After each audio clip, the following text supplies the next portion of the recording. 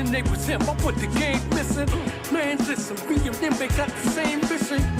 Trust me, you ain't got the same vision. You switching lanes, I'm in the plane, trying to gain distance. Hey, the thing changed, it's the same shit when niggas told you it wasn't a game, and you ain't listen. Then he made his way into position. Man, how things changed in an instant. You should've paid attention.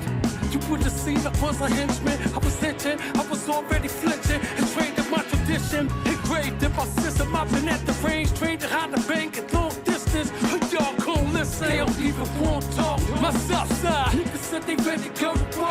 My east side, niggas said they coming for a dog. No west side, ride nigga, you better come dog. Get caught up in the crowd, they don't even want talk. Yo, what's up, everyone? What's going down? It's your boy Bboy Breakwiser representing Northern Soles crew, Belfast, Fifth Element, and we're back with the Breakwiser interview series. And today it's my pleasure to speak to the man himself, Feverone, a true legend, an American b-boy that's been repping since 1982. And we're really looking forward to hearing his story today, representing DVS, Rocksteady crew, and massive Monkees. Would that be fair to say? Yeah, for sure, 100%. All three. So how you doing today, man? Good, man. Real good. Thanks for having me on, man. I really appreciate everything that you guys are doing, giving back to the community and just, letting us tell a little bit about our story to the next generation. So, yeah, I appreciate the opportunity. Dope, man. So, well, usually when we have people on, we kind of take it back to the start. You're from Seattle, Washington. Yep. Probably going to mess up the name of the part of Seattle you're from, but I want to say it's Wallingford. Yep, Wallingford, exactly. Yeah, stomping grounds. Pretty much it's in the city. You could see the skyline from, my house and neighborhood that I grew up in. It's just right on the other side of the lake. So there's a lake that's like kind of dead in the middle of the city right before you see the skyline and downtown. And we're just on the other side of the lake. So for me to get downtown Seattle, like in the city, it would take me maybe like 15 minutes bus ride. Mm. So it's, really accessible. And yeah, I grew up here in Seattle and started breaking in 1982, right when breaking was becoming popular. The media started jumping on it. It had been around since the mid 70s. And really, unless you were from New York, the tri-state area, you weren't up on what they were doing at that time. You're kind of in, more locked into where you're from. And Seattle's located in the West Coast. So it's on the totally opposite side of the country that New York is in, in line with California. So we're actually on the coast and right above California. So our influence from the 70s, as far as like dance culture goes, like street dance culture anyway, it would be the funk styles, with popping and locking and bopping and roboting and things like that. That's what I saw first before I even knew what breaking was. So we were up on, that style of street style dancing, and there were battles, ciphers. And so by the time breaking came around, everyone kind of started doing it around the same time, 82, 83. And any of those kind of native West Coast styles, were you trying any of them out? Or was it you were maybe a bit too young and it was just a bit too... That's exactly what it is. It's intimidating, and I gotta say, back then in the early 80s, it was a lot different. It wasn't so welcoming, I should say. You just kind of had to go out and show and prove and show that you had heart, and the other side of that was, there was beef, there were gangs. If you were whack, you could get beat up, so like it was a different vibe when you're like going to a jam or going to a downtown, you see a cipher, it was a lot more intimidating coming in as like a 12, 13-year-old. You're walking into a circle of 17, 18-year-olds. They look like grown men, compared to a little shorty. So, yeah, popping was super intimidating. The gangsters did it, and I wasn't going to try to like play myself. We would get beat up. That was a thing. Mm. So Hard to that makes believe for some of the young guys listening that these certain styles of dance now, that dance has become such a safer world, let's say, or street dance, no, or is the right. that the origins are as raw as that. Yeah, because like what people don't really realize is, where these dances come from, right? And the the atmosphere that you're in, and a lot of times it's crazy, Mm, right? And so that being the atmosphere, that being where it comes from, it's really raw, and that's why it has the feel that it has.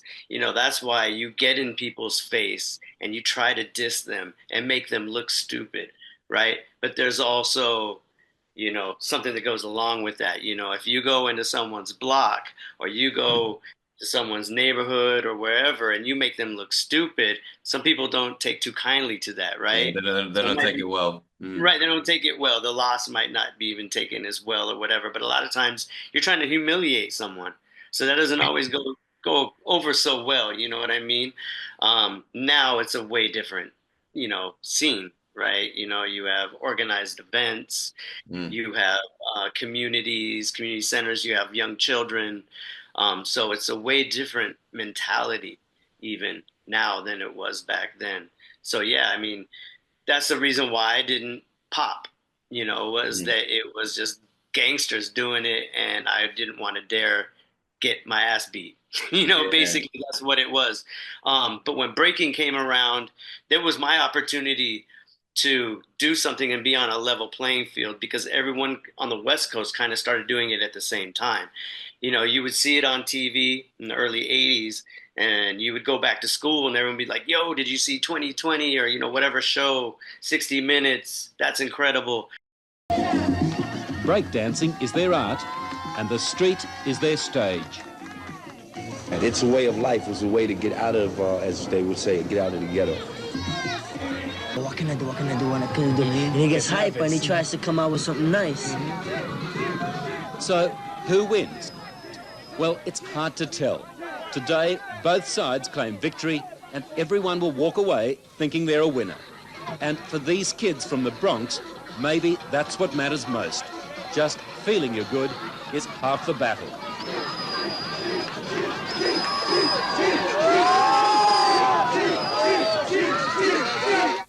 They're showing all these kids in New York who are breaking because, hip hop's a big thing, talking about breaking, graffiti, DJing, MCing, it's a package. So the first Mm. time we ever saw breaking, it was packaged with graph, and MCing and DJing. And we were like, oh, what are these kids doing on the East Coast in New York? While we're over here, kids are popping, they're over there and they're breaking on the floor, right? Mm. And when you're breaking on the floor, that's also a super aggressive dance style. Mm. Not only you're dissing and battling people, but you're like putting your own body in danger. Yeah. You're going all out and you're doing something that, not anyone could just pick up and do. It takes a Yeah. lot of, you know, practice, dedication, being dissed, being whack, all those things you kind of have to go through to, pass those, levels of being able to get to that next, you know. You're the first B-boy that talked about how it was packaged as the whole, this is probably our, I don't know, 15th interview, how it at that in the early 80s it was like all packaged together. Do you think that's part of the reason, and I'm going slightly off where I kind of wanted to go here, but why so many of your generation did all of the elements? Because Yeah, now oh it's not really packaged like that. B-boying is packaged as B-boying. It's sort yeah, of no, sold as B-boying. yeah, no, it's crazy because I mean, for us, that's what we saw. We saw breaking, and it was like the dance style, but then there was the music that went along with it. You had, in the early '80s, rap music was just kind of getting big as well. You had Rapper's Delight in '79, that was, breaking radio waves. But, Mm. 80, 81, 82 was like really a kind of a pioneering, you could say, time with the music as well. So when we're hearing like Run DMC and Grandmaster Flash and the Furious Five, that's all pretty new to us. But also, what comes along with that music is graph. What comes along with that, whole lifestyle is b-boying or emceeing or DJing, cutting, right? So another thing is that what people don't realize is that some of the first movies or documentaries that were made were released in 82, 82, 83. I would say 82. I think Style Wars and Wild Style were both 82. But we had opportunities to witness that firsthand. So Style Wars was a documentary that was done by a local, well, it's not local, it's a public television station. And they did this documentary and put it out on TV. And at the time, a lot of people had videotape recorders connected to their TVs. And whenever you would see something that was interesting on TV, you would run over and hit record. So when that program came on, a lot of people who were kind of just learning about hip hop or breaking or whatever found out that that program would be on, and they ran over and hit record and recorded Style Wars live from TV when it was on. So that was like a Bible, a blueprint for people who really maybe had the opportunity to see it once on TV or who never saw it before, and their friend was like, hey, check this videotape out, look what they're doing. And if you know anything about Style Wars or Wild Style, those movies, they were all done by the practitioners, from the 70s and early 80s, whether it was Cold Crush, Fantastic, 5 MCs, Rocksteady, And they had all the elements in them. All the elements. They had rappers, they had b-boys, they had graffiti, they had DJs. Yeah, and another thing is that the package was all ready to present. These people have been doing this for maybe 10 years, 9-10 years before it really kind of blew up. So, if you think about whether it's, Rocksteady or, any of those older crews, Seven Deadly Sins, Bronx Boys, they're in the 70s, right? And they've been doing it since, like, let's say mid 70s, 77 or whatever. That's a long time until you hit 82, right? That's a good, like, 4 or 5 years or whatever. So that's when all these styles and all these things have been built up and packaged and ready. So like the first time I saw breaking, top rocking was already dope. Footwork was dope. They had drops, they had power moves, windmills, head spin. And, we're talking about 82, 83, right? So first time poppers, and lockers or whatever saw breaking, it was amazing. It was like, oh man, it wasn't just like someone was just learning how to do this. And so, oh, look at this guy spinning on the floor. They were like hitting fast windmills, and hitting drills and things where it was like, first time you see that, you don't understand that the body can actually do something like that. Yeah, you haven't seen the sort of like all the work that went in to get to there. You just see that product and you're like, wow, that's wild. Yeah. Yeah, it's like the famous, you think about whether it's a music, a rap group or a crew, it usually takes 10 years to really get good and get recognized. And then you come out and everyone sees you for the first time. Yeah. But you don't see the work that goes all the way up until that, time where they're exposed and everyone's like, oh, they're super dope. But, there is a path to getting to that point, right? Yeah. What year was I'm sure the West Coast documentary Breaking and Entering? Yep. What year was that? That must be a bit later. Early 80s. I would say that was probably like 83 or so. I could totally be wrong. I'd have to get corrected on that. But I remember really early West Coast. And if you watch it, you'll see some people breaking in there, yeah, right? Yeah. And the breaking looks super elementary. Yeah. Right. You'll see people doing footwork that kind of looks basic. It looks awkward at times. Yeah. The back spins will come from like that split position where on their back they're not really kicking into the like neck move style. But that was kind of their interpretation from what they Yeah. saw, early. Maybe someone from New York came by and taught somebody, oh, this is top rock, this is footwork, and then someone did it, and then people saw it and tried to emulate it, right? Mm. Like the first time I saw top rock, the first thing I could think of is like that game hopscotch, where you like jump and pick up the rock, and so like my top rock probably looked like hopscotch. It was terrible. It was the wackest thing ever, but it wasn't until, we started watching and noticing like, oh, they do it like this every time. Oh, they're hitting the beats on this hit, or the way they do this drop and sweep down into footwork. Oh, that's how they do it. So we started emulating the way they did it, and that's what created our foundation. So yeah, to go back to like the breaking and entering, that was kind of like the West Coast Style Wars, wild style, type. I love breaking and entering. I think, you know what I mean? Great. I think it's so unpolished. It's so Yeah, cool, like. and if you see that, that's what, like us in Seattle, we had a lot of influence from the Bay Area. It's like 12-hour drive away. It's not too far. Had a lot of people who had family in Los Angeles. So a lot of that would, soak up into the Northwest where we're up here in Seattle. Seattle's a little bit far off into the corner, so it's not as like popular a city as, even though it's a big city, it's not as popular as like New York, Miami, LA, the big ones you always hear about. But it has a really deep history with music. I mean, from Jimi Hendrix to a bunch of rock groups. I'm kind of blanking for a minute. Quincy Jones is from here. Ray Charles lived here for a while. So it's really deep in history, and of course you have the whole grunge thing. So Seattle's been a very artistic, musical type place, for as long as, probably back in the 50s and 60s. Cool. So you saw breaking and you kind of got straight into it. Did it feel like an easier world to get involved in? Yeah, totally, because everyone kind of started doing it at the same time, and I was always like, I felt like I was always athletic. I played a lot of sports. I was super deep into Kung Fu and Bruce Lee. Bruce Lee lived in Seattle for a long stretch of time, taught Kung Fu here in Seattle.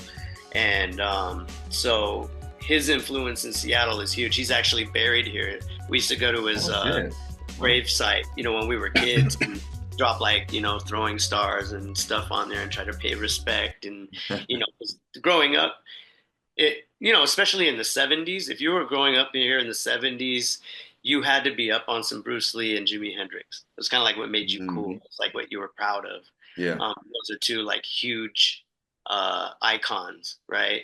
So a lot of us were at that time, really influenced by that. So to go back to Bruce Lee, a lot of my original top rock kind of came from the way he would bounce and like run backwards and have that slight foot. And I still do that till today. It's just like one of these top rocks. It's a little bit of a different rhythm. I mean, it hits the same rhythm, but it's kind of like a running back style. It's a two-step, but you're taking like long strides backwards. It's as if you had another person in that you were, fighting against, and you're sort of moving around them and managing the distance. Yeah. 100%. Yeah, exactly. So a lot of that was just like how I stayed light on my feet, and it was a lot of my influence, the way I like to move. So, going back to just being like, hey, I can do this. I can do footwork. I can probably spin on my head if I had to. And then when, people in my neighborhood, we started our own crew. It was called the Grandmaster Breakers. We were totally into Kung Fu, and the Grandmaster thing came from Kung Fu. So we called ourselves the Grandmaster Breakers, and we would go downtown, same places where people would pop and battle against each other. Everyone would show up, but now breaking would be a part of the new kind of element of what was happening in those ciphers and the music, right? So we would go and show up, and we were younger and smaller, but we got a lot of respect for going out and showing that we could do. It's kind of the same thing everyone else was doing at the time. So yeah, that's kind of like really what got me into breaking, was like, this is my opportunity to get into something that I really just fell in love with from like the beginning, of just seeing people battling in the streets and just something being really raw, That's what I was about to ask you. Is I'm sure, I can tell how you talk about it. And, I can feel it, how kind of fondly you look back on that. Like at the time, did you kind of realize how much like this was going to kind of you know what I'm saying? Like kind of define the rest of your life? Yeah, in a sense. So it's funny because like I started riding BMX and, before I was breaking and all that, BMX was a big, love of mine that I had a huge passion for. And that was something that I probably thought I was going to be doing for the rest of my life, maybe even professionally. Um, but then breaking came along. And it has the same vibe I had with BMX. It just took over my body, my soul, my every fiber. And so, once it was something that I kind of knew that I wanted to do, and I knew that I could be competitive at it, I stuck with it, and I stuck with it because it was one of those things that when you can excel or be good at something, it makes you feel good about yourself. You Mm-hmm. know what I mean? And so sometimes you need that little extra push or you need something to give you that confidence, right? And at that time, that gave me tons of confidence was being able to be looked at and give, props, for being able to do something that wasn't easy. Mm-hmm. Back then it was like windmills. If you had windmills, that was kind of your stamp of approval. Mm. Back in the early 80s, that was like everyone's mission to get And windmills. the And 80s B-boys, the windmills that B-boys are doing now are not as good as the windmills that B-boys from the 80s were doing. yeah, Like no, ROGs in Belfast, I remember one of them said to me, like this is like, wow, over 10 years ago. He's like, the windmill was the air flare of the 80s. yep, So, like the wind, like you say, your windmill was if you had a wicked windmill, then yeah.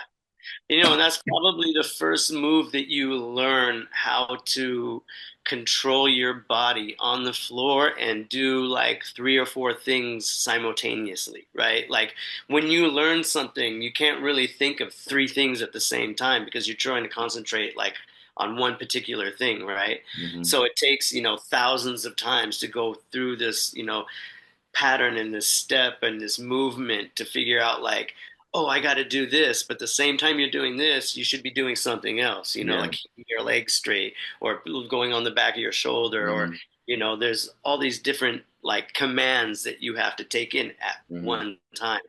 So what makes you good at that is just repetition, right? Doing it over and over and over again. And then once you start to master that one part, then you're like, okay, now let me concentrate on the other side, right? And then Mhm. it's one of those things. It takes a long time. Some people are like just naturally gifted and they can figure things out a little bit faster. Some people have to go through the movement and get the bumps and bruises and then they get it, and I was one of the people that was a little bit late on it.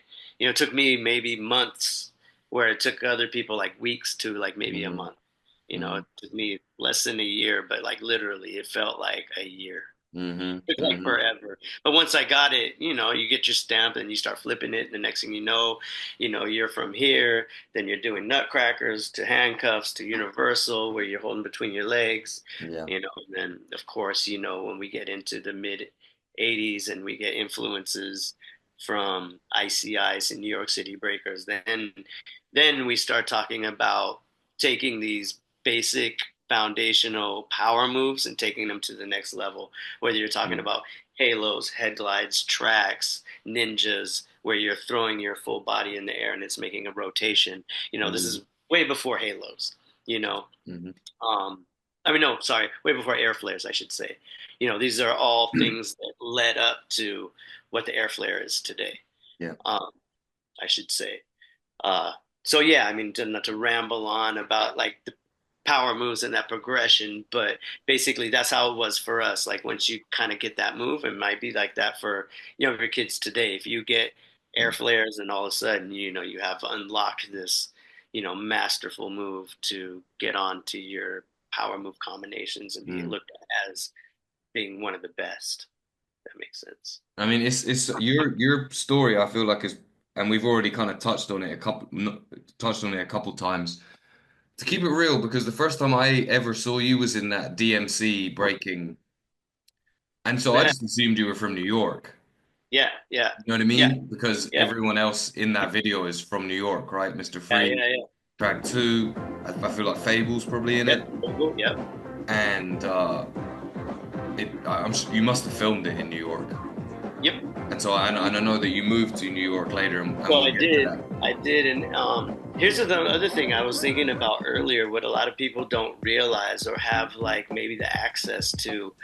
When we were younger and we were coming up in the 80s, you know, we were looking up to these founding fathers, whether it was Rocksteady, New York City Breakers, Dynamic, whether it was graffiti writers, you know, like Scene and TC5 Doze, you know, he just can ramble on, you know, but we're kind of, I forgot what was we were just talking about. Just Yeah, saying kind of. about like your sort of connections between as a West Coast Oh, guy, but all the yeah, contacts with New totally. York. So, okay, sorry, I just like lost my train of thought. That's But all good, man. basically, I remember where I was going with it.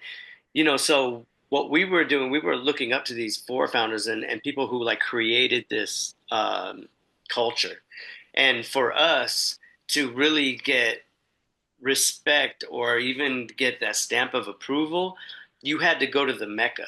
You had to go to New York. Mm. You had to go and show your technique and show your style and show what you have in front of the people who created this, right? So for me, like I was great in Seattle, you know, say one of the best, right? But that doesn't mean anything until you leave Seattle and Yeah. go to New York or go to LA or go to Miami, right? So for me, I was like, I want to go to New York and I want to get down in front of the forefathers of this and see how they feel, see how they, if they respect or accept my style and how I dance. Because I had no idea, you know, at that point until I actually went. And that's what a lot of us did. You know, a lot of us would go out to New York, whether it was Rocksteady Anniversary or just to go to Mecca in general. You know, we Mm. call it Mecca because that was like where you would go to learn about the history. You Do know, you we think it's didn't something that every b-boy should do, even now? it's a lot different now. You know, I do believe everyone should do that because you still have the four founders. You still have a lot of these guys that are around that can, you know, drop knowledge and kick game. To go to the places to see where they were born and created. Um, you know, a lot of people may just lose sight of like where this dance came from. It came from, you know, a very impoverished um, place, and people who were struggling, you know, came from struggle.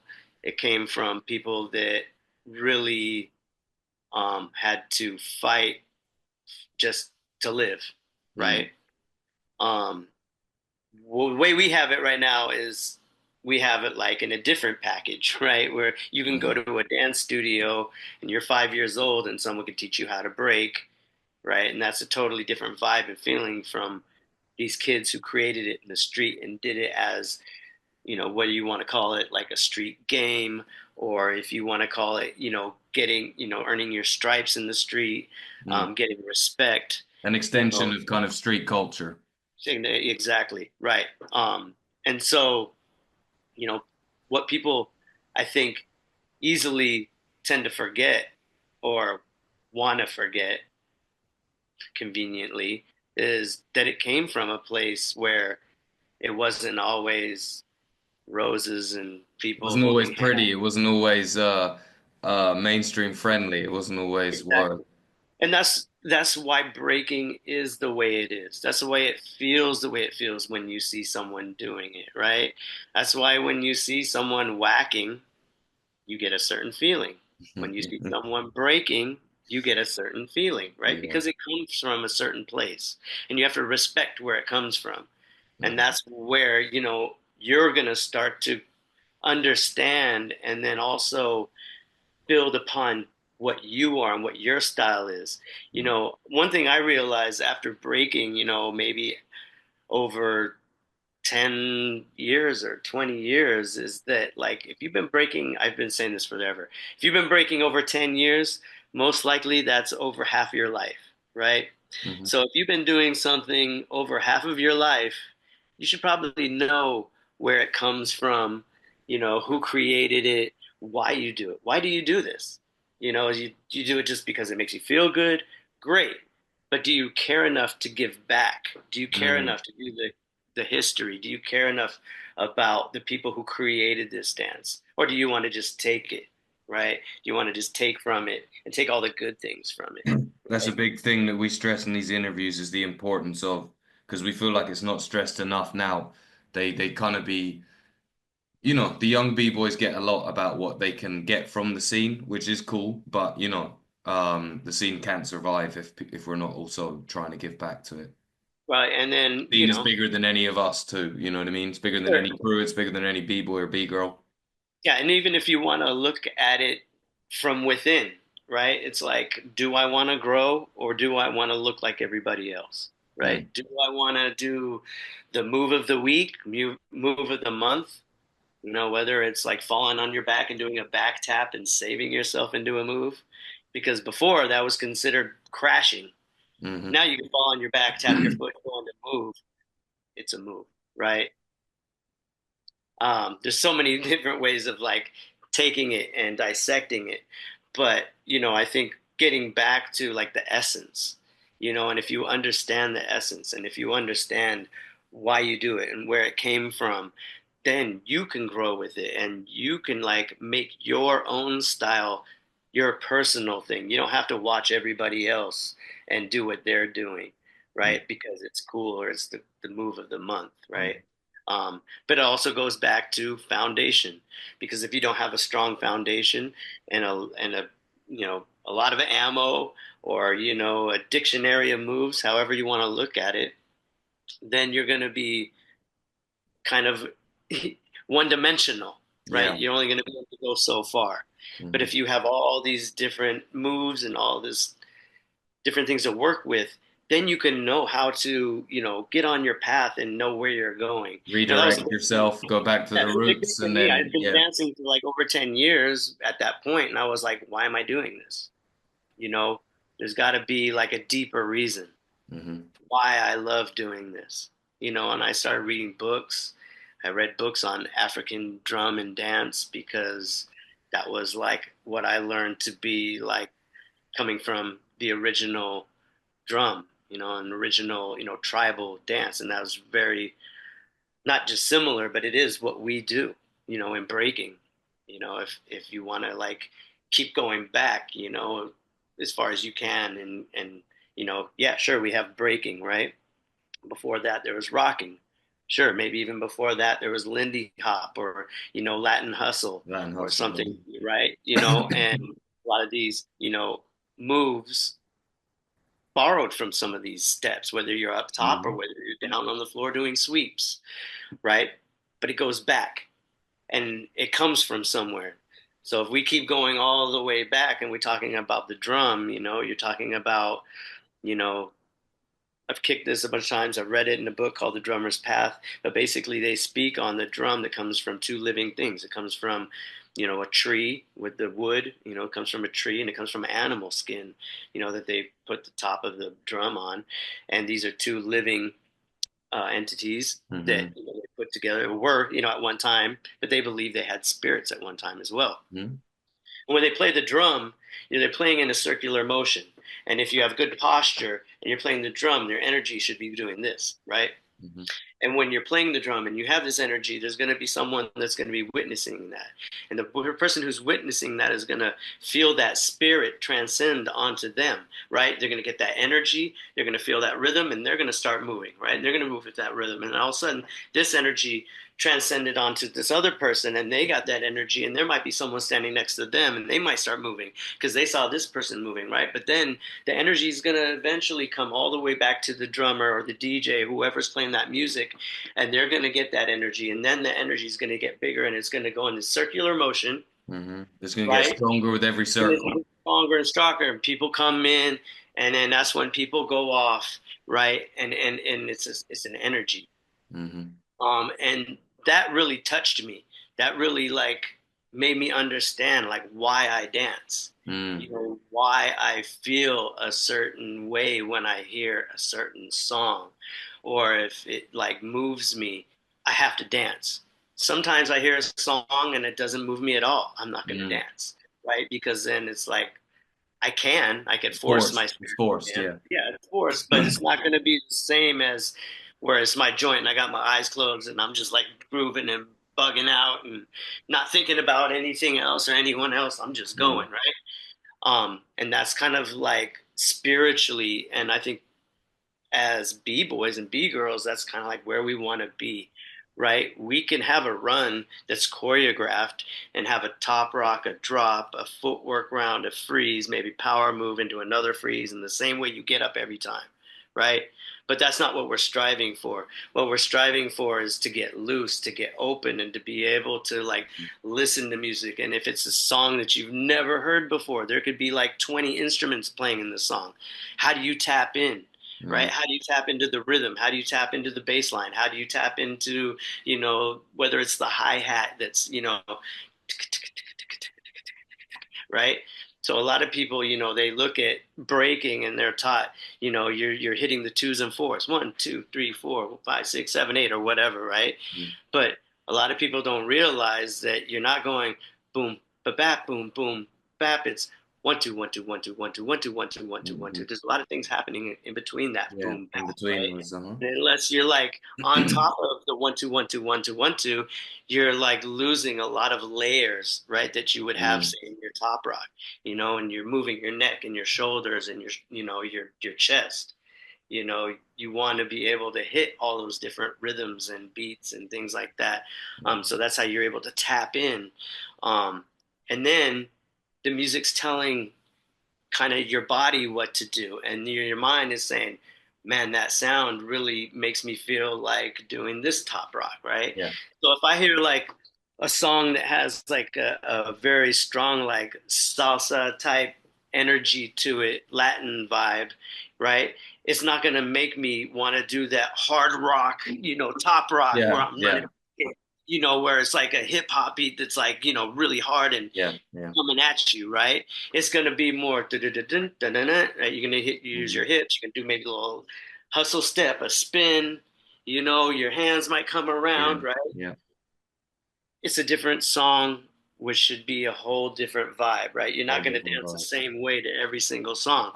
It just doesn't make sense. All that stuff you just explained about the different layers of the music and the history of the foundation did it do you think you would have learned all of that without going to New York? Was that all stuff that you started to study that you were put up on game in New York? No, actually, so when we started doing hip hop, right? When we started like taking on all the elements, it was new to us, and we had to learn how to do it correctly. So our Bible was basically, Style Wars, Wild Style. When it came to graffiti, it was spray can art and subway art. The early, graph publications, books actually, and what we would do is we would just watch, relentlessly over and over and try to emulate what it is that we would see, right? So, getting good at something meant that you practice something enough times where it happens second nature, and it got to the point in Seattle, the scene is huge. In the early 80s, there's hundreds of B-boys, and a handful of B-girls. B-girls weren't as popular back then. You had some that would pop, whatever, from previous, but, breaking was really male dominated, in the early 80s. But, we were like studying the basics, right? Because that's how you got good. And we understood that there was something to that, like building a foundation, studying the basics, right? And learning like how to do it the right way. If that makes sense. We had like something to look at, we knew what like a crossover step or like an Indian step looked like. We're like, we had no idea what it was called, but we saw people do it all the time. Like, oh, that's that top rock step, crossover or whatever, right? So then when you did go to New York, did those guys there, the OGs that you were kind of, seeking their not seeking their approval, but you were kind of like, wanting to see what they thought of your break. I guess they Right. realized that you had already been studying, that Right. Yeah. you already And so got it. another thing is that when breaking started getting played out here in the States, it was around 1986 or so. Everyone stopped doing it because it just wasn't cool anymore. People were like really glorifying, like the gangster kind of drug dealer lifestyle.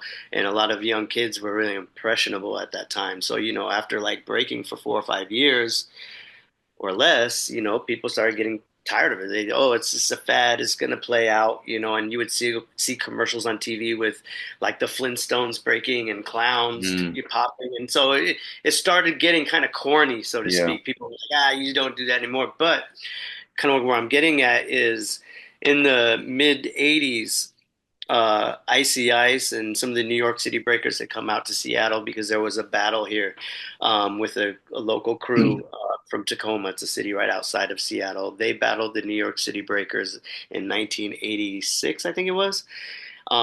And Icy Ice was one of the people who came with the New York City Breakers. I think it was.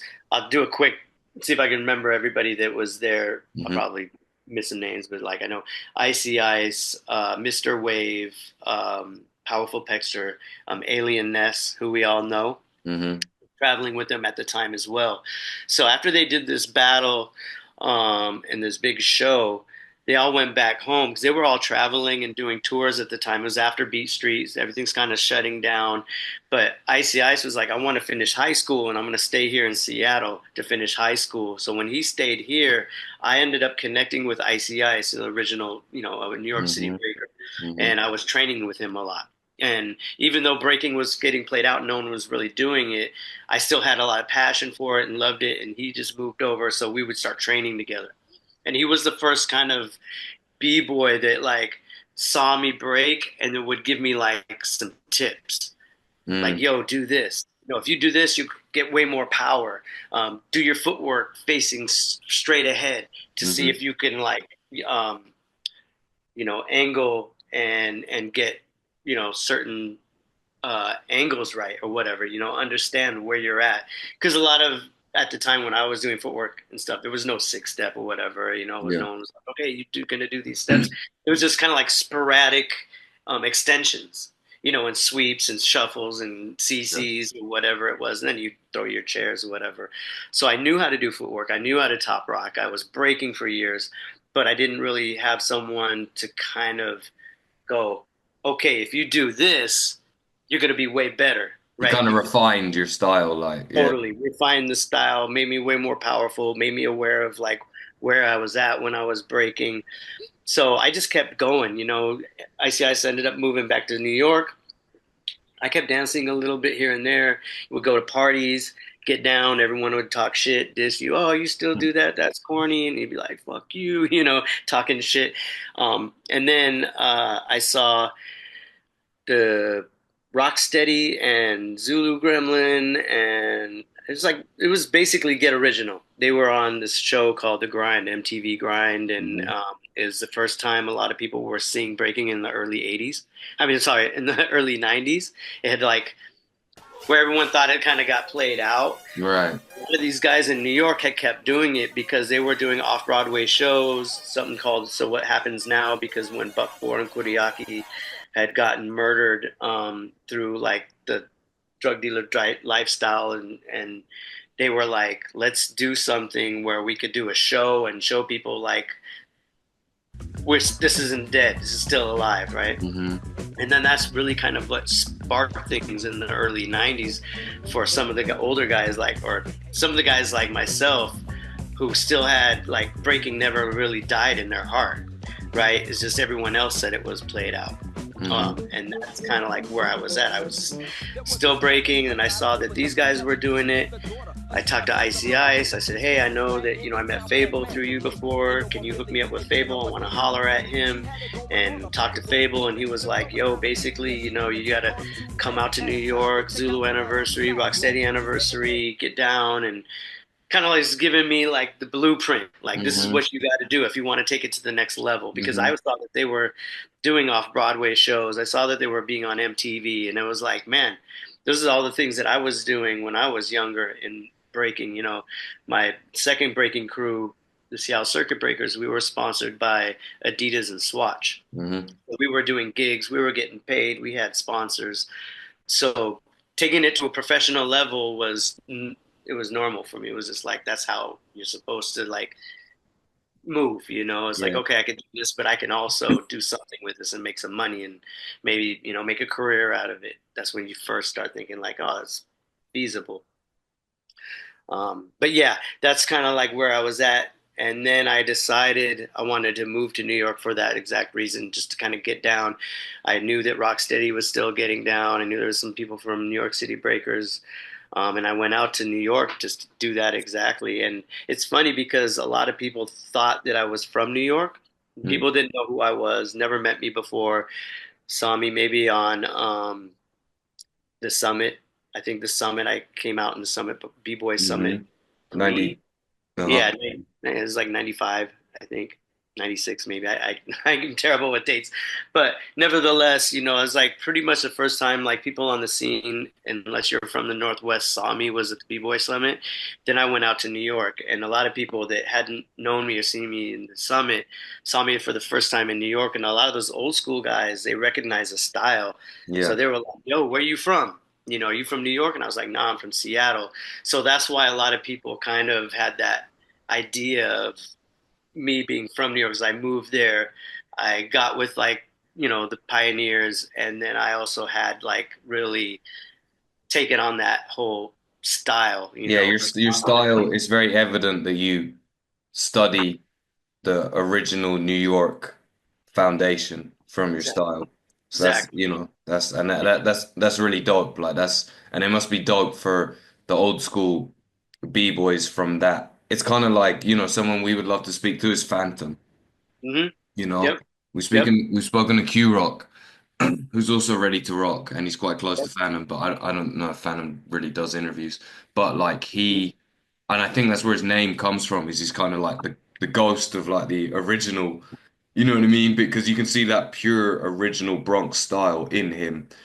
Yep. And it's been very similar with yourself, and I think that like that's kind of a niche that Yeah, and it's like shouldn't be overlooked, you know what I it's not mean? only influence, but it's your direct teachers who are handing you down these techniques, styles, and Mhm. moves or whatever. Like one of my biggest influences, aside from Icy Ice, is Little Ep. Rest in No, let peace. rest in peace. Yeah, man, and him and I were partners for a long time. Well, people don't really realize when I was living in New York, I was with Little Ep all the time. We lived together for maybe 4 years or so. Mm. But everywhere I went, he was by my side. We were inseparable. And we did routines together, and he really put me on game on how to rock, how to dance, how to just be free, how to take on this persona of really what I was looking for, in like the original style of like rocking and dancing, and like how do you tap into that. Little Ep was the one that really taught me the way, and from dancing with him, hours and hours, like sleepless nights, just hanging out and just soaking in. He was my teacher.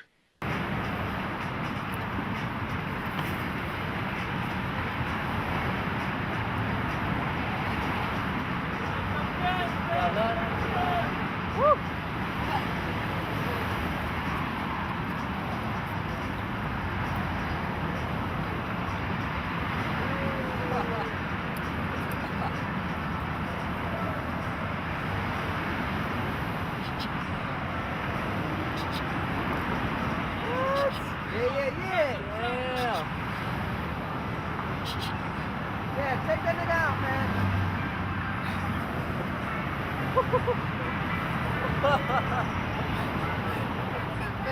And I think that's one thing what a lot of people don't like give credit to or realize, that a lot of the things that we learn, it came from somewhere. Like say Phantom, for instance.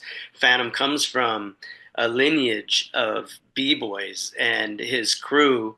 You're talking about Smirk, Ready to Rock. Mhm. You're talking Mhm. about Smirk from Rocksteady. You're talking about Smirk, who learned directly from Ken Swift and Crazy Legs, Mhm. right?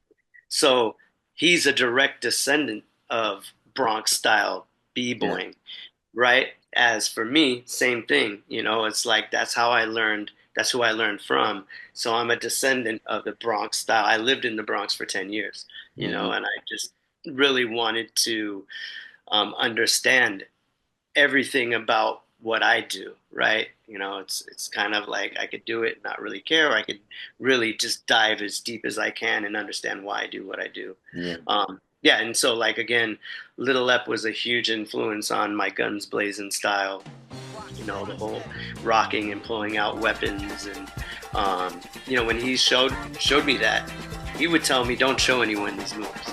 You know, he was gatekeeping, like, "Yo, this is my style. People are gonna bite it. Don't show no one this shit, right?" But you know, obviously, he's like, "Go rock that, right?" And if I rock it, then people are gonna see it, and then Well, and this was an age before, you know, everyone having a camera on their phone and all that shit too, right? So yeah, for sure, exactly. So yeah, just kind of going back to like, you know, your style and like what you represent and where it comes from. That's really what it is for me, is just kind of like giving back to the original style. I always felt strongly about, let's say if I quit breaking for 20 years and didn't see breaking, I was in a cave or something and came back 20 years later and saw breaking for the first time. Am I going to recognize breaking? Is it going to be done to the same kind of music? Are there going to be foundation moves like top rock and footwork and drops and freezes? Or is it going to be done to different types of music? Are they going to be doing like totally different steps that like don't really hit that same rhythm, right? Then it starts to lose its identity. You know, are people going to start popping when they start breaking? Are they going to start whacking when they start breaking? And then all of a sudden, is everyone going to start doing that? Right? Then it loses its identity of really the original dance of what it is. So like for some of us, we feel like it's our job to keep it alive, keep the history going, and you know, have people understand like we do what we do for a reason, and it looks like it does for a reason. that's why we're speaking to you, man. This, you know, you have to. If you don't respect the roots, then yeah, it can just kind of be, you know, can kind of turn into anything. We Yeah, always it's like have a bit of a handle on this stuff. yeah, it goes back like if you don't know, you know, where you've been, you don't know where you're going. You know, it all comes back to that.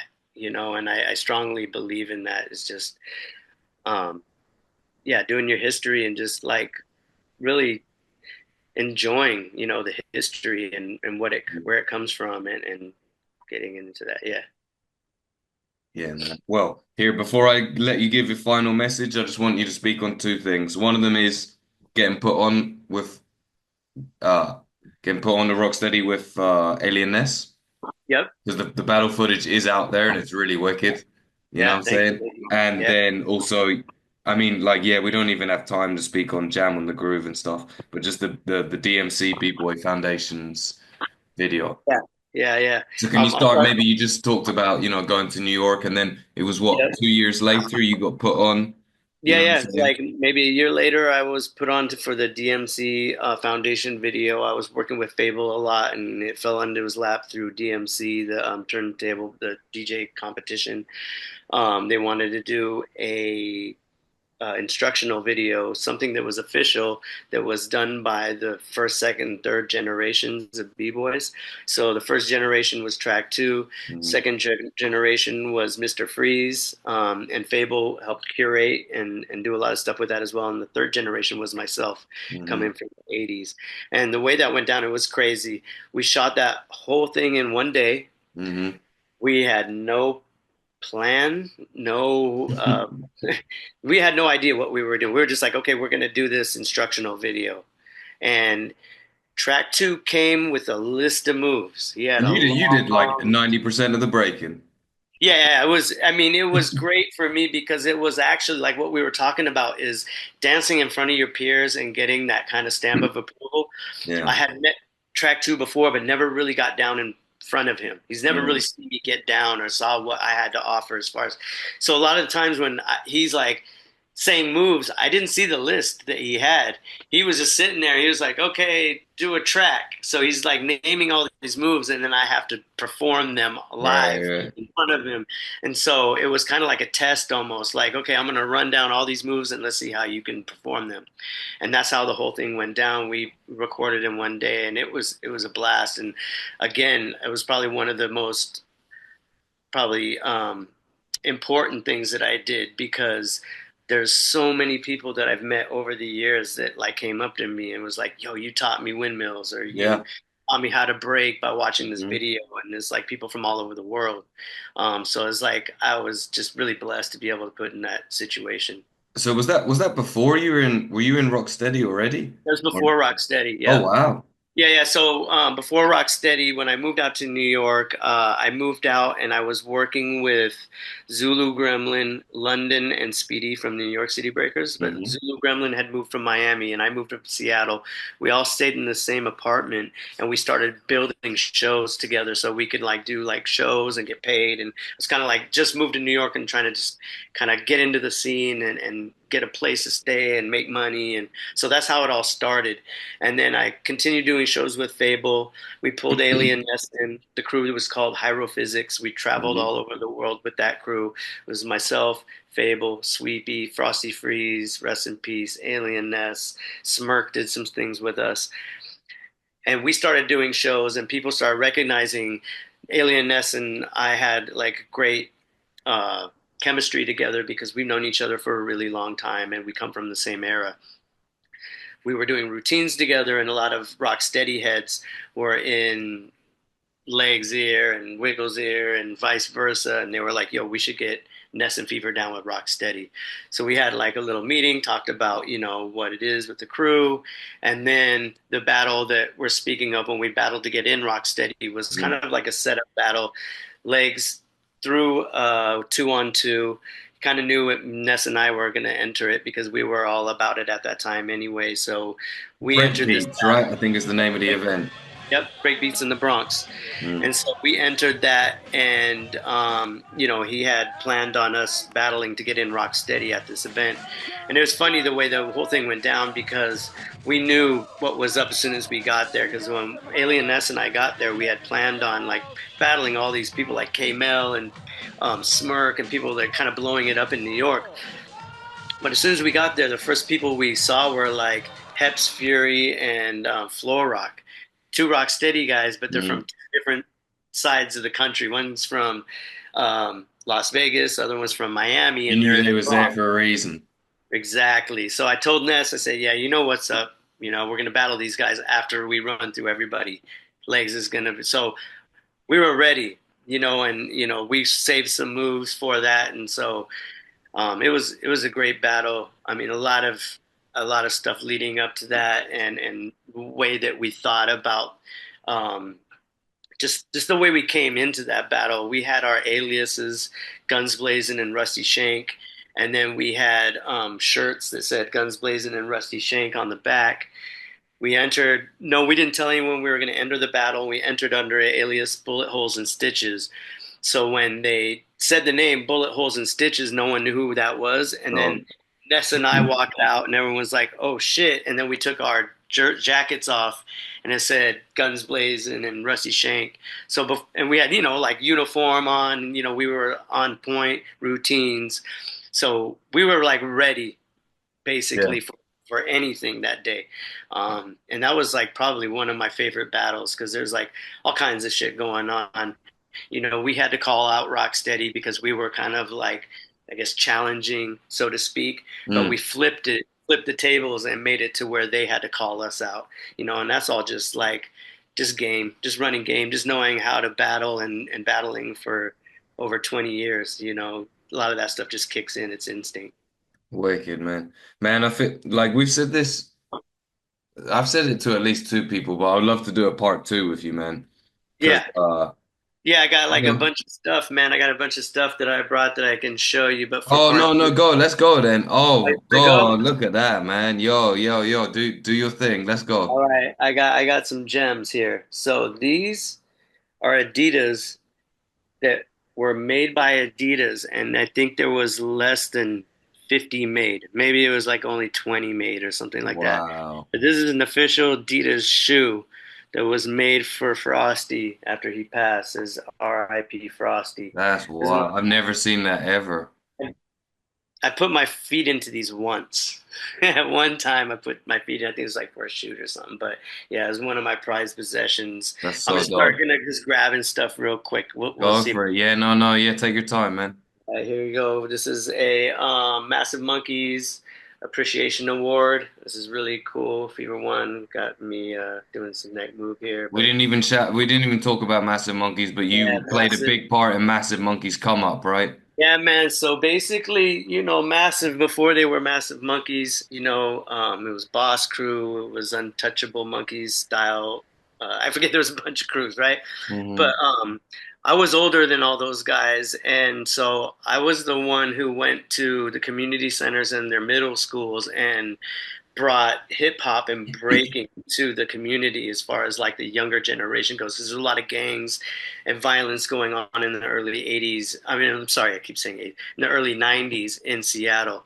And a lot of these young kids who had older brothers that were gangbanging and actually were doing dirt themselves were the guys who were like 12, 13 years old I was teaching, right? Which ended up being like Massive Monkees like years later. So Hmm. Massive actually became a crew while I was living in New York, but they were all kids that I taught from when they were 12, 13 years old, Hmm. Hmm. right? Hmm.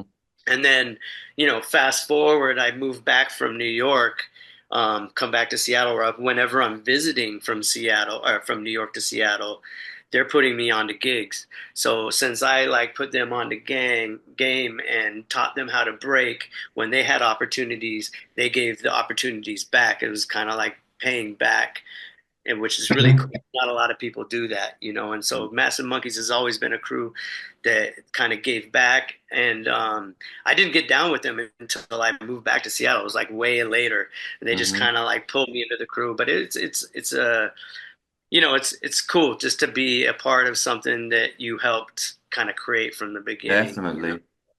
So yeah, I'm gonna keep pulling some stuff out. Go, go, This go. this is an East vinyl character. So East is a graph writer with Rocksteady and Uh-huh. from Hawaii. But this is a spray can kind of vinyl character. You can see the spray can in his hand, That's and dope. he got a backpack, and actually the spray hands come out of the backpack on his hands and stuff. Oh, look at that. Yeah, yeah, it's dope, right?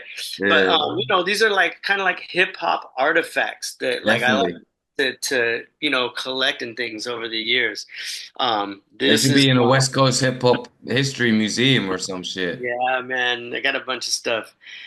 This is my first like VHS. It's a DVD here, but a lot of back in the day, what we did is we did highlight tapes, and we would go Hmm. around and sell them when VHS tapes or DVDs, and we would sell them for 20 bucks or whatever, just so that we can make some money while we're traveling or whatever. So this was my first DVD. Is called Gunzblazin. That's my alias. That alias was really came around. Little Ep was teaching me all these like burns, the Guns Blazing stuff, and I Hmm. talked to Ken Swift about entering a battle one time, and he was like, "Yo, you got to go all out, guns blazing." And it just kind of stuck, with my style, the way I was doing a lot of the gun stuff. And so Hmm. ever Hmm. since then, I took that on as an alias, and that was the name of my video and stuff. So let me keep pulling out. Here's another like vinyl toy. Risk is a graffiti writer from LA. He's a famous writer, and this is Uh-huh. another vinyl toy. It's like a Rust-Oleum can. It's So, really cool. Now here we go. Let me pull out some stuff. This is man from Little Lep but is it's the wrong way around. Sorry. There you go. boom. Okay, there we go. Yeah, yeah. So this is from Little Lep's passing. His funeral, and Oh, wow. a lot of these different photos and stuff in here. Here's a photo from Way Mm. of the B-Boy. Way of the B-Boy is another documentary. It was Coming a out soon, right? Or is it out already? Yeah, it's out already. So Jeromsky and I did this documentary. It's a documentary slash tutorial. It's the first of its kind, and it's history on hip hop, breaking, and then also tutorials woven in throughout the chapters. Um, and when we did this, it never really came out for sale. It was like a download type thing. It was a new thing we were trying Hmm. to with a company that we were working with, the production company. They wanted to do like everything just like digital online. Hmm. So there was a couple hard copies, DVDs made, but it was basically all online. So hopefully it'll be available again, but we're still trying to work that business out. Yeah. Um, Because I've it's seen clips for available it on YouTube. yeah, and it's available for licensing, I believe. Like, if some kind of programming wants to, pay for licensing or to get it played. It's a lot of, politics and stuff when it comes to that kind of thing. But Hmm. here's a famous one that some heads might recognize. This is Oh, the shit. Rocksteady anniversary shirt performance everyone was rocking from the 21st anniversary. You can What see, year is that? 96? I believe it's 98, Okay. 90. I could be totally wrong. I'm like, again, dates with me are crazy. But yeah, this is like, again, famous Rocksteady shirt. Cool. Here's one that I had made. Got the flock letters on it, That old is school. fresh, man. That is Flock letters. super The way fresh. I did it, I threw it on one of these galletas. It's Ooh, that's an after party shirt right Puerto there. Rican, yeah, exactly. The fly shit. The Rocksteady original colors were like cream, brown, and but I got just cream and the black and stuff. But That is again, going fresh. back to the original crew stuff, and you had the flock letters, and these are like the original flock letters. You feel them, they're felty. These are hard to find. Oh, So those, kind of set things down as I go. Boom. Here goes a that's graph. gonna be done by Wiggles. Nah. This is done Oh, by my boy Sneak. Sneak DVS, my other crew DVS, Dropping Vicious Styles. shout out to DVS. Rap crew, yep. And so it says Fever up here top. Got the Bboy character. It says Gunzblazin, Rocksteady. Yeah, Gunzblazin. So yeah, this is just like a classic graph jacket. Used spray paint, acrylics, and paint pen. They Hmm. did these back in the day. I wrote graph. I bomb tagged, did all that stuff. That was, like I said, when excuse me, when we were rocking, you would do everything. You wrote graph, you b-boyed, you would, kick rhymes, beatbox. You DJ too, right? DJ as well, yeah. So, I cut, scratch, mix, it's just all part of hip hop, right? So, as a DJ, I always learned that you had to learn how to scratch and you learn the basics, the foundation. And so that's how I learned. It wasn't like I wanted to play music and mix it, or I wanted to like play break beats so that people would break to it. I wanted to learn how to be a dope DJ. So when I started DJing and when I was like in high school, I would just sit and scratch and learn how to cut and, get your technique down. So again, it's the same type of like mentality with breaking and graph and everything else. You learn your foundation and then from there it kind of builds. Yeah. Okay, let me pull out some more stuff. Boom, vinyl, Rocksteady by Doze, Devious Doze. You can see the characters there. Got Rocksteady, got Ken Swift, Crazy Legs, Buck 4, Kuriaki, Doze. Back, got the Up Rock joint with the guys Up Rock in there. So is that a vinyl for the Up Rock single? Yeah. Nice. Up Rock single. This one is just like the regular vinyl, but they also had like a Virgin Records. Mm-hmm. Yeah, it was Up Rock on one side and Hey You Rocksteady Crew, I think. Yeah, the Rocksteady crew. Yeah, dope. Yeah. And I used to have, there was a picture disc also. I don't know what's happened anymore, but I got another gem here as far as records. I might need to sit this down and waste no time. Here's one. I don't know if anyone knows about this DJ guy. Lacey, come on. All right. He was, So, he's from the UK. Well, I think his parents were Irish, actually. Yeah, we know Lacey. We know Lacey. Lacey, Rest in he's peace. a Also, really of good course. friend of mine as well. That's why I got this. And there's a song. Is it on here? I don't think it is on here. Oh, Calypso Rock. Yeah. Original Tropicana steel drum band. That Calypso Rock. Mm-hmm. Crazy. He dropped that, as far as like bringing certain cuts to B-boy scene. Lacey was incredible. He was an incredible human being, a really like stand-up dude, man, nice guy. So just, I wanted to pull this out and just give a shout out to Lacey. He was like DJ Lacey, we love you, man. Yeah, man, we love you, man. And like again, those early break DJs were like really, really important to us, you know, whether it was like listening to their mixtapes and practicing hours on top of hours, watching them, you know, cut breaks in Battle of the Year and all these famous things that we grew up on. It's just Mm. it's a big part of it. Here's a flyer of a jam I did here in Seattle. It's called The Burn. Had Little Lep as one of the judges. One Hmm. Below was emceeing. Did a little show. We had a cash prize for $2,000 and gave away a bunch of stuff. So like I you know dabbled a little bit in the throwing jams, but that was really never my thing is to promote and throw jams.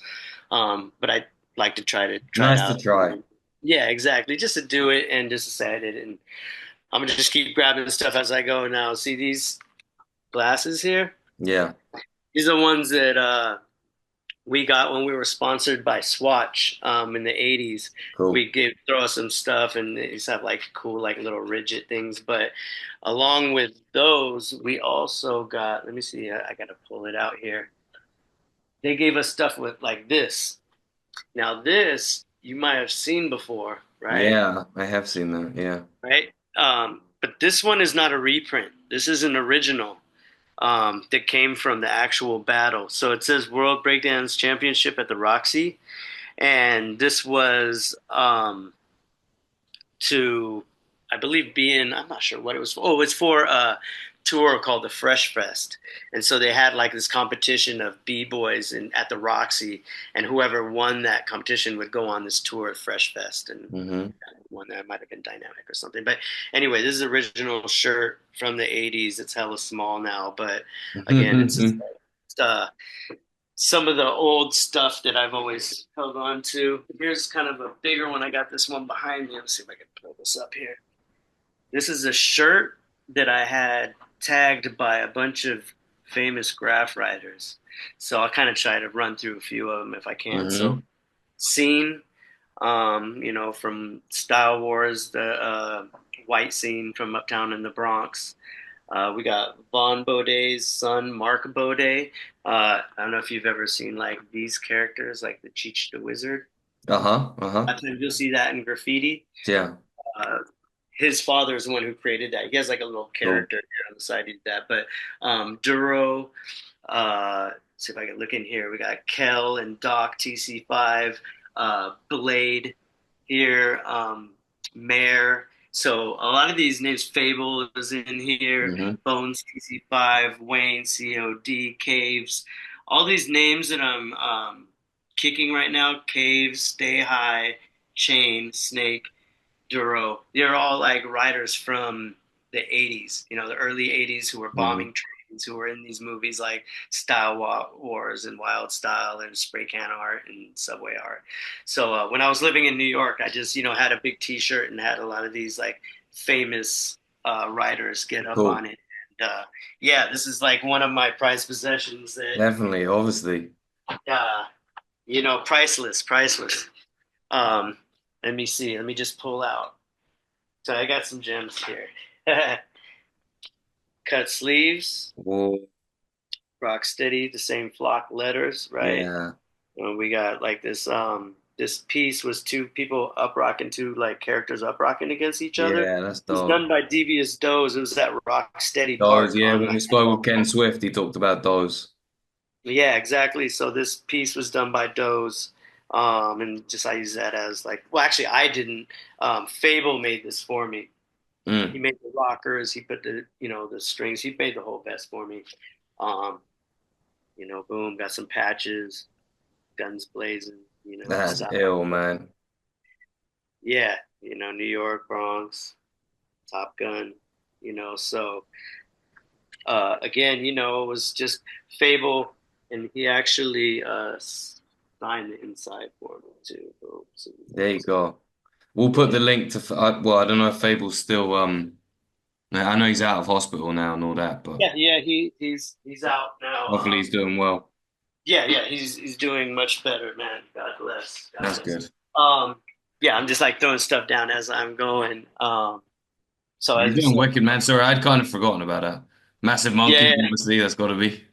massive. You know, he's got to like rep the massive crew here. Another like rock steady jacket. This is like a baseball jacket Oh wow, that's ill.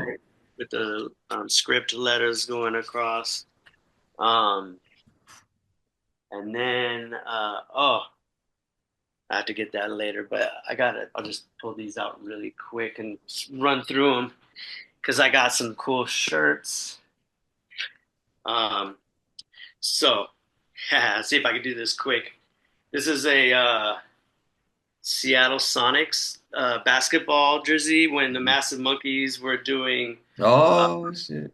Feverone on the back, and when Massive was doing halftime shows with the Seattle Sonics when they were NBA team. So Massive was the first crew to start doing halftime shows. It's pretty popular now, but you know, in the early 2000s they were doing that, and it was pretty big.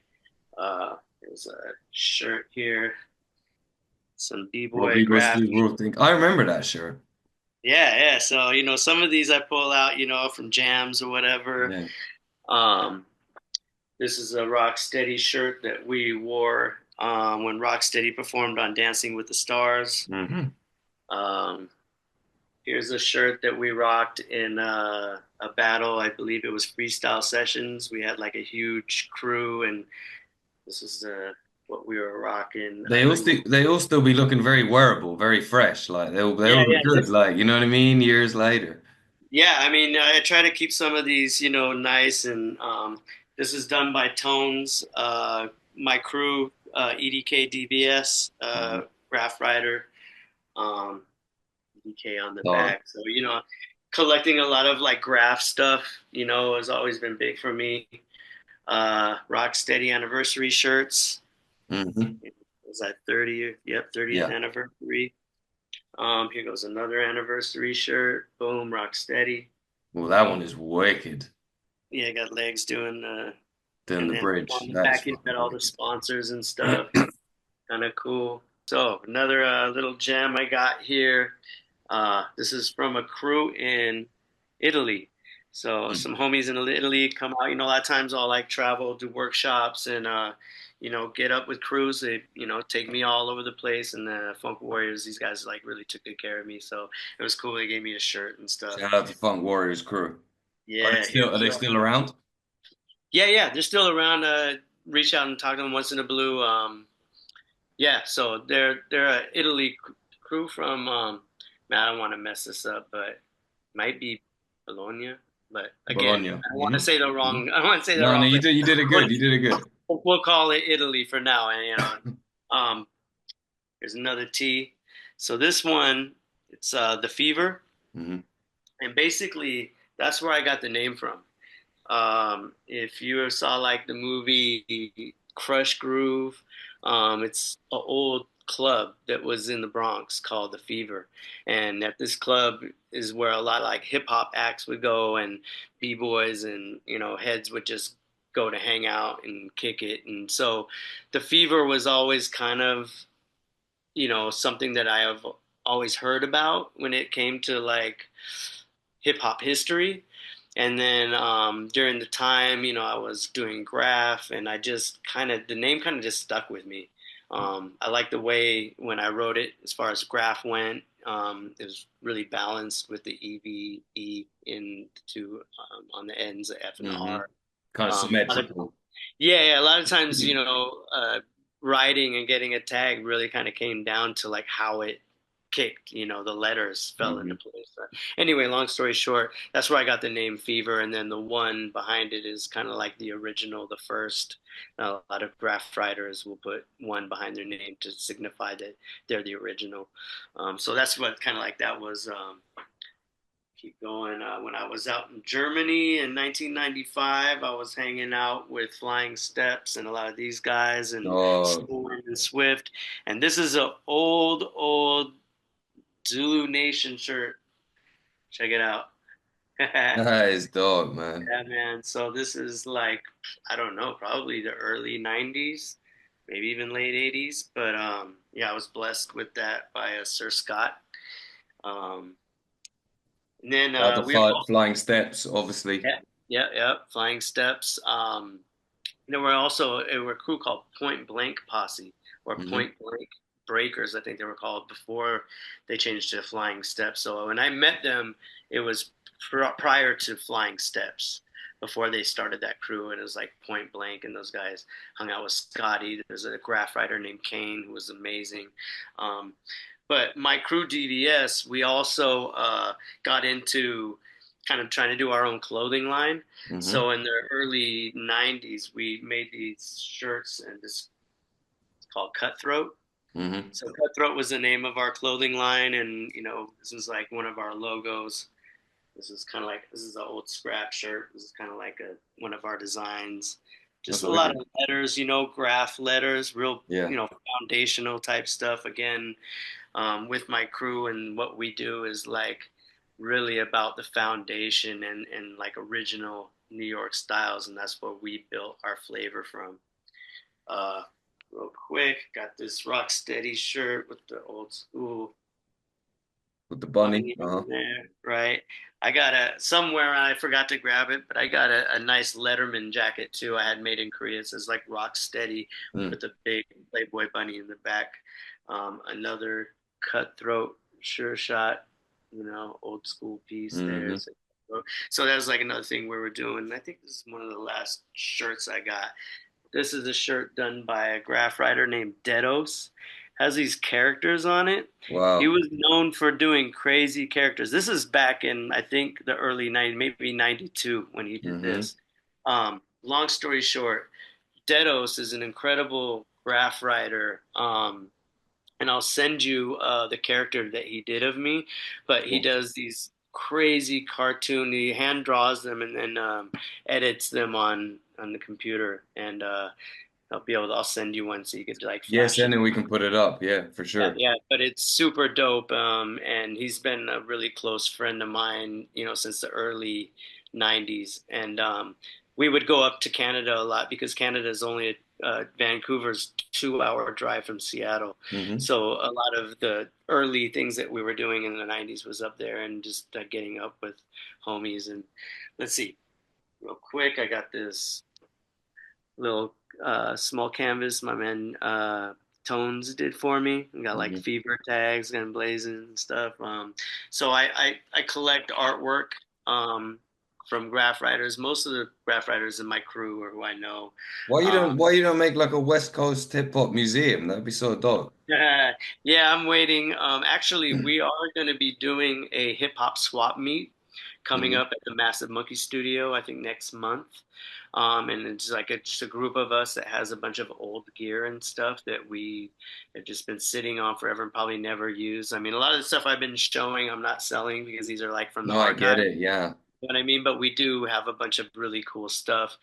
And what we're going to do is a hip hop swap meet. So other people that have, archives or cool things that they're, what I'm saying? There ain't anyone with an old ass like elbow pad, you know what I mean? And they can put like all that like, in other scenes they can, they have their old guitars and that they don't use anymore that they can, put up on a wall, or in their old, the lyric sheets, the old, when people would write their battle notes or whatever, like that's kind of old shit that people will actually, like to see and just like kind of take inspiration from. I don't know. And we have it to the point where if you have something cool and I have something cool and we're both interested, we just do a trade or something, or like I'll let something go because like at the end of the day, I'm just trying to let it go, so it's fun. It'll be fun for people to kind of pull out some gems and see what they got. Here's a couple books that I've collected over the years, Mugs and Mascots. This is a really great graph book, hardback, thick, and this whole book, I got a couple pages here, but this whole book is dedicated to graffiti characters. So like I showed you that Bboy stuff earlier, that's kind of like his style of characters. A lot of graph writers kind of were influenced by. But then I'll flip over to this page. These are classic Muggsy characters by Doze. And again, if you've seen Ken Swift and his character, and of course, and the famous Muggsy pose, these are all like original Muggsy drawings by Doze. And this book is Mascots and Mugs. It's a crazy, really, really good one. Another one here, Futura. hardbacks. I haven't even cracked this one yet. It's still got the plastic on it. Yeah, I see it. Uh-huh. You know, some really nice, cool canvases and stuff. And then I just picked this one up. This one is crazy. Ramel Z. He's a famous graffiti writer, MC. He was in Wild Style and all that. But this book is absolutely insane. I mean, it got everything from like old school, you know, graph and stuff to like just like this. I wish we could put all the links for all of this in the description, but it'll be too many links, you know what I mean? Yeah, yeah.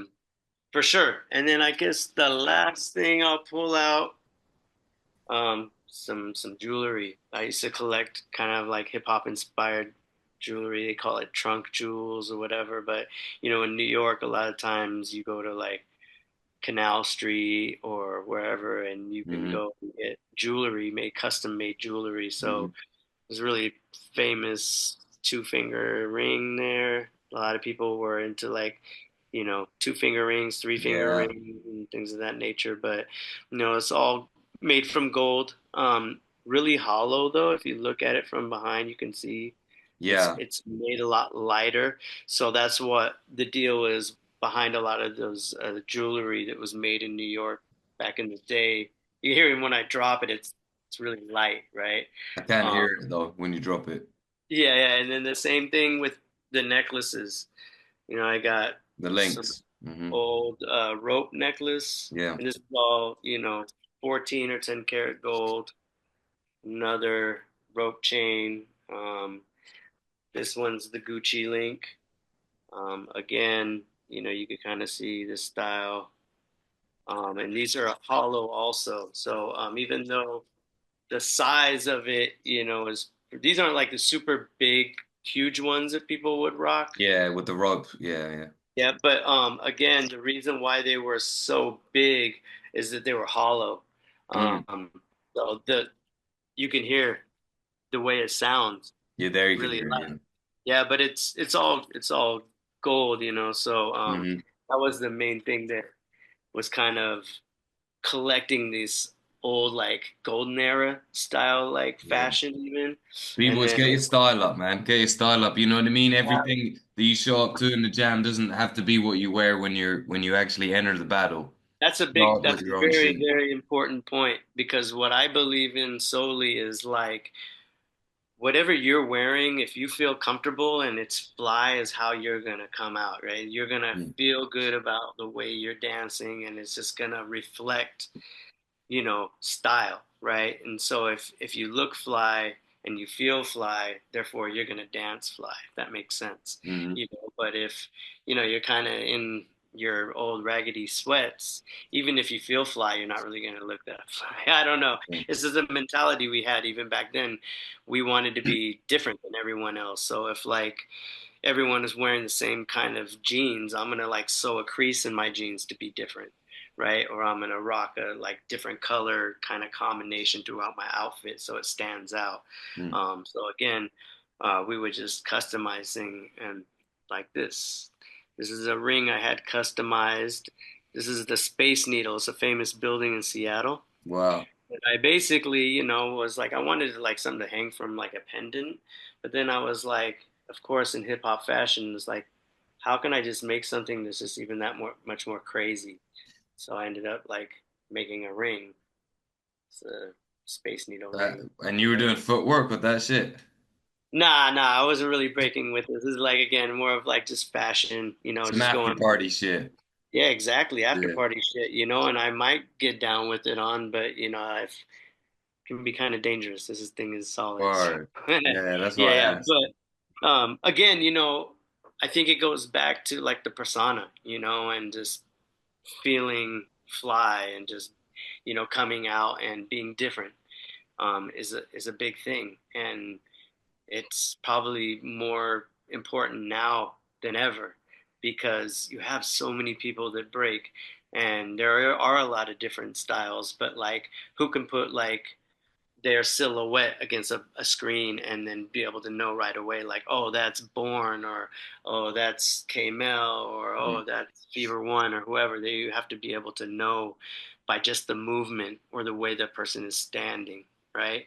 That's them. That really kind of shows that that person has an individual style Yeah, and not like looking like everybody else. that's So it. yeah, man. I mean, just I wanted to pull out a couple things, couple archives, and just show like this hip hop thing is really um it's a lifestyle. I don't break just because I like to dance. It's part of it. It's a big plus, but in hip hop is really what drew me to this, and I think that's why you had a persona of these b-boys back in the day. They did graph, they DJ'd, they did everything hip hop, right? Yeah, um so again, man, I can't um stress more than like what's more important than just going back and knowing your history and knowing where this came from and knowing who the pioneers were and who created certain styles, and then you'll be able to take your thing so much more further than having to just rely on what you see on Instagram or whatever is hmm, popular at the moment. that's it. I think that's a Yeah, wicked note to end it on, man. yeah, man. That's a really cool. That's a really cool note to end it. You know what I mean? I was gonna ask you for a last message, but I feel like that's it. Yeah, yeah, That's yeah. it. Dig, Get and your style the up. more Get your you style dig, up. the more you got to pull from, and the more it's gonna kind of benefit you and it benefit everyone else around you in the scene in the long run. Yeah, yeah, and I do workshops, as well. So anytime that I'm like judging or I'm in the city, if there's not already like a workshop or something like that set up, reach me at Instagram, Fever1. It's just the whole word, Fever, ONE, or the real Fever One. I got a couple accounts, but nevertheless, Fever One, you can reach me there, and we'll set up whether you want to do privates, or we could just do a all-out workshop. And I really, the way I like to teach is how to get into my head and how I figure out how to create moves, and then also kind of kicking down the knowledge that I got from the pioneers who taught me. So it's like a direct um, line from them through me to the Yeah. next generation. So yeah, man, please like look me up, and if anyone has any questions in general, run into me, man. By all means, I'm super easy and open to just If you're hungry about your hip hop history, about your breaking history, if you want to know where these moves came from, if you want to hear it from someone that learned it from the people that really originated this shit, then hit up Fever One. We'll have all your stuff in the, all your links in the description and all that, man. on. That's a Yeah, man. fact. So, man, it's been an absolute pleasure to just pick your brain. Probably more than anyone that I've spoken to, there's something about the way that your brain works that kind of really fits with our crew in terms of not being from New York, but like wanting to kind of always have that wanting to show love to that style and to give back to that style by Yeah, showing it in your own break and stuff like you know what you do and how you carry yourself and stuff like thank that. you. So I can say definitely on behalf of my crew as a whole, uh, big respect and very much noted, man. And uh, the breaking world moves very fast, Yeah, yeah. but the people that the people that know the real. Yeah, yeah, no, for sure. And like I said, like, thanks so much again for giving me the platform and be able to like, just break down things and explain my story. And, I'm hoping that people will kind of watch this and understand that like, it comes from somewhere. And, some of us do have some gems, still laying around to kind of bless people with. And, what's more important to me than anything is being able to like do the dance correctly. When I'm judging, I'm on top of every beat and I'm really paying attention to whether you're dancing on beat or not. If you see me judging, you'll see my head bopping to the beat, I'm counting in my head and I'm making sure that you're hitting those rhythms and beats and stuff. Because a lot of people, they're concentrating so much on the move, what's so popular, they forget that they're even dancing to music. You know? So what I would really like to see come back into the scene is people tapping into music and really being a Get part loose, go off. You have to go off all that, man. So again, man, thanks so much again for having me, giving me the platform to share my thing, and look forward to running into you guys in the ciphers. Word up, man, word. You know what I mean? And you never know. I would love to do a part 2 with you one day, man. It's been an absolute pleasure. God bless you, man. Shout out, Feverone, Seattle, Washington, in the house. Wicked, man. Thank you. Thanks a lot, brother.